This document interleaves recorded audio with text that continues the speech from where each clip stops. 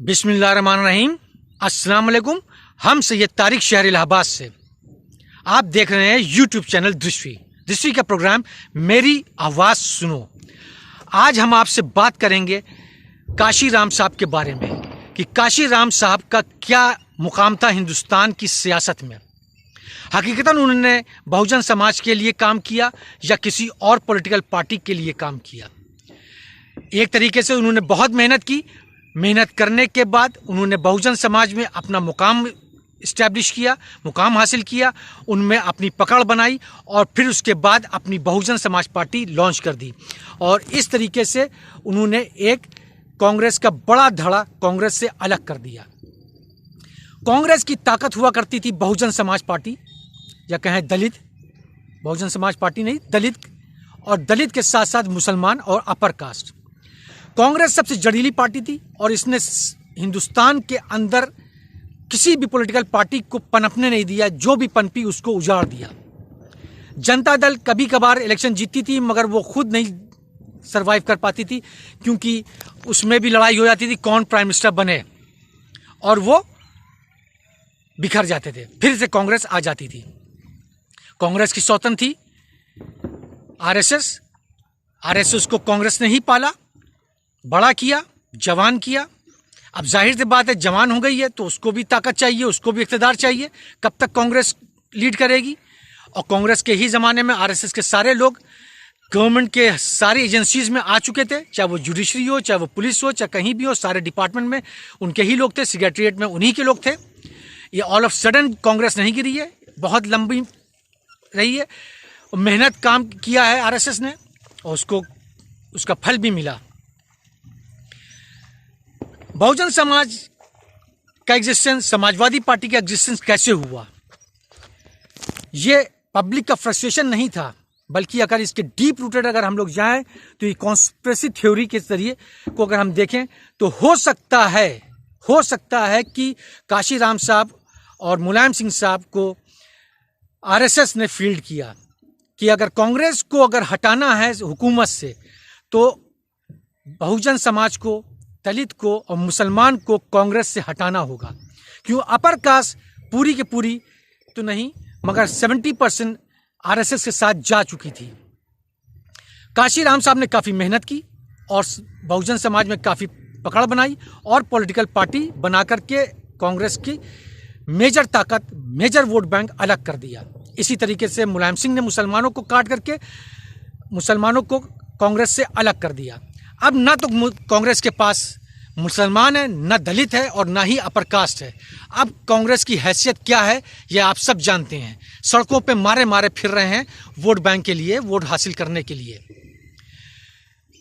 देखा जाए तो हिंदुस्तान में हकीकत मुसलमानों के सबसे बड़ी दुश्मन जो रही है वो कांग्रेस रही है। कांग्रेस के बाद जो उसके सबसे बड़ा हथियार रहा है वो है दलित।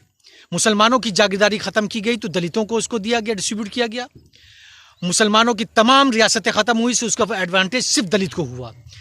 सारी पॉलिटिकल पार्टीज, सारी पॉलिटिकल कॉन्स्टिट्यूंसीज जहाँ जहाँ मुसलमान जीत सकते थे, अक्सरियत में थे, उसको रिजर्व कर दिया गया समाज SC ST के लिए, ताकि SC ST कोटे के लोग जीत कर वहाँ आ सकें। मुसलमान जीत करके पार्लियामेंट में न जा सके। और ये काम करने वाले थे महान नायक, मुसलमानों के मजाजी खुदा जनाब मौलाना नेहरू साहब। मुफ्त के मुफ्ती मौलाना नेहरू साहब थे जिन्होंने सारी पॉलिटिकल कॉन्स्टिट्यूंसीज को रिजर्व कर दिया था। अब मुसलमान पार्लियामेंट में नहीं जा सकता था, उसका एडवांटेज उन्होंने SC ST कोटे को दिया, क्योंकि ये SC ST कोटे को दबा सकते थे, अपने अंडर में कर रख सकते थे। मौजूदा वक्त में तकरीबन 150 से ज़्यादा लोग अपर हाउस और मेंबर पार्लियामेंट में हैं समाजवादी SC ST के, मगर फिर भी कुछ कर नहीं सकते हैं। उन्हीं को इंडोर्स करते हैं जो पॉलिसीज आरएसएस और बीजेपी की थी और उसी को इंडोर्स कर रहे हैं। आप देखिए जितनी भी लिंचिंग होती है, जितनी भी रॉइट होते हैं, उसमें सबसे ज़्यादा अक्सरियत में कौन लोग होते हैं? दलित समाज के ही लोग को लाया जाता है आगे। वो एक किस्म से आरएसएस की पैदल फोर्स होते हैं। हर जगह आरएसएस उनको इस्तेमाल करती है मुसलमानों को लूटने के लिए, बर्बाद करने के लिए, रॉइट में और लिंचिंग के लिए। अगर आप वीडियो देखें तो 99% आपको यही लोग मिलेंगे। ये ऐसा क्यों कर रहे हैं ये इनको खुद देखना पड़ेगा। मुसलमान को ये सोचना पड़ेगा, न तो कांग्रेस इनके साथी है, न कांग्रेस ने इनको दिया। कांग्रेस ने इनका एक एक जड़ काट के इनको जो है SC ST से नीचे ला कर रख दिया। और कांग्रेस ने सिर्फ यही एक डर किया, जनसंघ आ जाएगा, जनसंघ आ जाएगा, जनसंघ आ जाएगा, और मुसलमानों को लूटती रही, बर्बाद करती रही, एक एक जड़ काट के तबाह कर दिया। समाजवादी पार्टी आई, उसने मुसलमानों को 20 साल तक इसी तरह लूटा। 3 बार मुलायम सिंह साहब चीफ मिनिस्टर रहे, 1 बार अखिलेश रहे, मगर मुसलमानों के लिए कुछ भी नहीं किया। सिर्फ मुसलमानों को गुंडा बनाया, बदमाश बनाया, माफिया बनाया और उनके जरिए काम करवाया, प्रॉपर्टी डीलिंग करवाया। बस यही काम किया और कुछ नहीं। अगर देखा जाए मौजूदा वक्त में हिंदुस्तान के अंदर मुसलमानों के लिए मोस्ट डेंजरस पॉलिटिकल पार्टी जो भी है, पॉलिटिकल ग्रुप जो भी है, वो है बहुजन समाज, क्योंकि इनको ही एडवांटेज मिलना है। और यही फ्रंट लाइन आर्मी है RSS की भी, कांग्रेस की भी, BJP की भी।